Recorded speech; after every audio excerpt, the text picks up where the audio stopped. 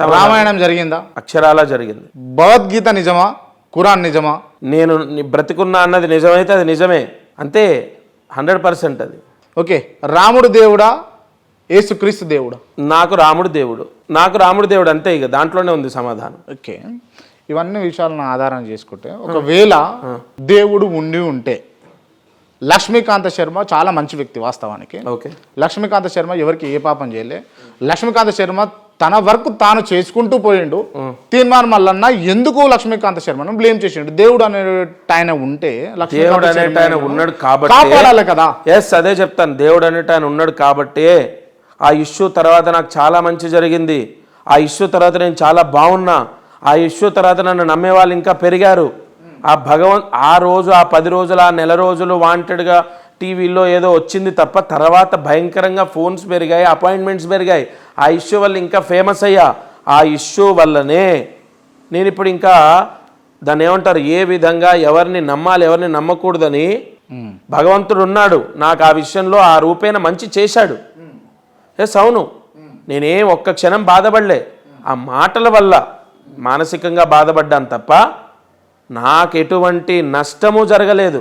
భగవంతుడు నాకున్నాడు, నాకు మంచి చేశాడు. ఓకే, తర్వాత క్వశ్చన్ ఏంటంటే జన్మలు ఉన్నాయా, పునర్జన్మలు ఉన్నాయా అని అన్నది. అవును, పునర్జన్మలు ఉండుంటే మీరు చెప్పండి. నా జాతకం ప్రకారం నేను లాస్ట్ జన్మలో అంటే పోయిన జన్మలో వ్యక్తిగా పుట్టినా, వ్యవస్థగా ఉన్నానా, లేకపోతే కుక్క లెక్కున్నా, పంది లెక్కున్నా, లేకపోతే సింహం లెక్కున్నా, ఎట్లున్నా? నేను లాస్ట్ జాతకంలో కూడా చెప్పా. మీరు ఋషుల్ని అడిగే ప్రశ్న, ఇప్పుడు తప్పనిసరిగా ఒక జ్యోతిష్యంలో ప్రావీణ్యత, ఇప్పుడు సబ్జెక్ట్ మనకి ఏం కావాలి అది. ఇప్పుడు గత జన్మలో మీరు రాజా, రారాజా, లేదంటే ఏ పేరుతో ఏ ఇంట్లో పుట్టారన్నది అపారమైన తపశ్శక్తి ఉన్న ఇక ఋషులే చెప్పాలి ఆ మాట. వాళ్ళు ఉన్నది. మీకు అంత క్యాపబిలిటీ లేదా? 100% లేదు. గత జన్మ గురించి క్యాలిక్యులేట్ చేసే క్యాపబిలిటీ 1% కూడా లేదు లక్ష్మీకాంత్ శర్మకు. ఋషి వ్యాఖ్యం ఏం చెప్పింది? గత జన్మ ఉంది, గత జన్మ పుణ్య పాపాలని బట్టే ఈ జన్మ ఎత్తుతామన్నారు. అది చెప్తాను నేను. ఇప్పుడు భగవద్గీతలో ఏం చెప్పింది అది చెప్తాను. కానీ ఇప్పుడు మీరు ఫలానా పాండవులు యుద్ధం చేసేటప్పుడు సంధ్యావందనం కరెక్ట్గా, అందులో అర్జునుడు కదా యుద్ధానికి మూలకారకుడు. అర్జునుడు సంధ్యావందనం 7ంటికి చేశాడా, ముందే సూర్యోదయానికి ముందే చేశాడా, 6:15కి చేశాడా? ఆయన గత జన్మ జాతకం తీయండి అంటే మహాభారతం అనేది భగవద్గీతలో ఉంది. కానీ వాళ్ళు ఏ రంగు బంగారం వాడారు, ఎన్ని కిలోల కిరీటం పెట్టుకున్నారు, ఇవి కాదు సార్. ఇవి జ్యోతిష్యంలో తెలియదు. అసలు వాటిని గురించి మేము ఆలోచించాం, వాటిని గురించి అసలు నేర్చుకోం కూడా. గత జన్మలో క్రాంతి ఏమై పుట్టాడు అనేది అసలు జ్యోతిష్యం అంత స్థాయిలో చెప్పే స్థాయి అనేది నాకు లేదు. జ్యోతిష్యం అంత ట్రాష్ అంటే ఏమంటారు మీరు? అనుకో అంటారు అంతే అంట. అంటే మరి మూర్ఖంగా వాదించే వాళ్ళతో మేమేం చెప్తామండి అంతే. ఇప్పుడు నువ్వు ట్రాష్ అని అన్నావు అనుకో అంట. నేను నీకు సబ్జెక్ట్ చెప్పి, దాని విధానం చెప్పి, దాని గొప్పతనం చెప్పి, అన్నీ చెప్పి దేవుడి దగ్గర పంపించినా కూడా నీ కమిషన్ ఎంత అని అడిగిన గొప్ప వ్యక్తివి నువ్వు. ఇంకేమని చెప్పాలి నీకు? ఇంకేమని చెప్పాలి? అసలు ధర్మం మీరు అన్నట్టు ధర్మం నశిస్తుందండి అంతే. కొద్ది రోజుల తర్వాత మా తరమే అంతే. నాకు కొడుకున్నాడు అనుకోండి, వాడిని పాండిత్యంలో పెట్టలేను నేను. పెడితే వాని మీద యుద్ధాలకు వస్తే ఆ తరం అంటే రాబోయే తరాల్లో మంచి గెలుస్తుందా చెడు గెలుస్తుందా అండి? ఎప్పుడూ మంచిగా గెలుస్తుంది కదా. మీరు మంచి అని నమ్ముతున్నటువంటి జ్యోతిష్యాన్ని మీ కొడుకునే రాణించలేకపోతున్నారు. జ్యోతిష్యం ఎప్పుడు గెలుస్తుందండి. కానీ నేను అక్కడికే వస్తాను. రేపు రాబోయే 50 ఏళ్ల తర్వాత ఇక్కడ జ్యోతిష్యం గెలుస్తుంది, సబ్జెక్ట్ గెలుస్తుంది. చెప్పేవాళ్ళు మేమందరం అంతరించిపోతాం కదా. మేమందరం అంతరించిపోయాక సబ్జెక్ట్ ఎవడు చెప్పడు.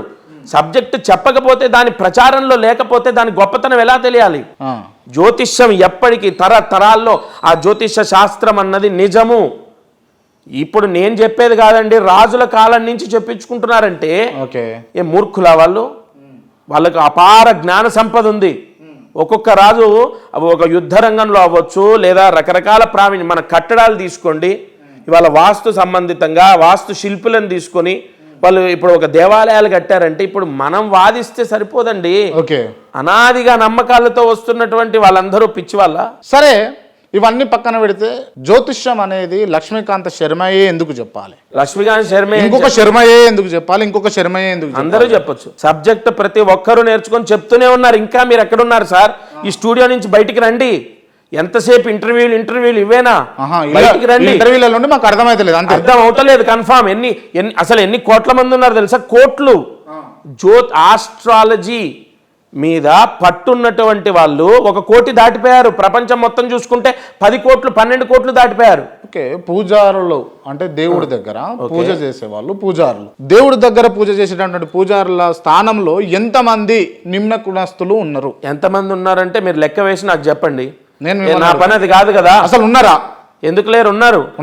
ఉన్నారు కానీ నా పని అది కాదు. ఎంతమంది ఉన్నారు, ఎంత శాతం ఉన్నారు, అది కాదు కదా. మన్నీ మధ్య కూడా మీరు చేసిన ఇంటర్వ్యూలో ఇప్పుడు మా వర్గం వాళ్ళు 1% ఉన్నారు, 99 అంటే మేమందరం కూడా దేవాలయాలు వదిలేసి పంచగట్టుకోవడం వదిలేసి రోడ్డున పడి, అంటే మీకు కావాల్సింది ఏంటో రోడ్డున పడ్డోళ్ళు ఉన్నారు కదా మరి సొసైటీలో. ఎవరు? చాలా మంది. అంటే ఎవరు? అంటే మీరు అనేది నిమ్న కులస్తులు అంటే మాలో కూడా ఉన్నారు కదా.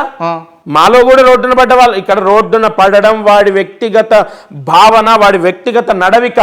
అంటే ఇప్పుడు 100 కోట్ల ఆస్తిపరుడు కూడా వాళ్ళ రోడ్డు మీద పడ్డాడు అంటే అతనికి ఉన్నటువంటి దురలవాట్లు అవ్వచ్చు, ఆలోచన సరిగా లేకపోవడం అవ్వచ్చు, రాబోయే తరాన్ని గెస్ చేసి పెట్టుబడులు పెట్టకపోవడం అవ్వచ్చు. ప్రతి రంగంలో ఉన్నారు సార్, ఒక్క పాండిత్యంలోనే ఉన్నారని చెప్పి అంటే బాధ అవుతుంది కదా. ఇప్పుడు దేవాలయాల్లో ఇవాళ శ్రీశైలం ఈవో గారు కాదా, శ్రీశైలం ఈవో గారిని వారిని తీసుకొచ్చారు కదా. వారి పరిపాలనలో దేవస్థానం సుభిక్షితంగా ఉంది కదా. వారు అందరం కలిసే చేసుకుంటున్నాం కదా. అంతేగాని ఎంతమంది ఈవోను ఆశీర్వదించేది ఆ ఈవో సామాజిక వర్గానికి చెందినటువంటి వ్యక్తి ఆశీర్వదిస్తారా?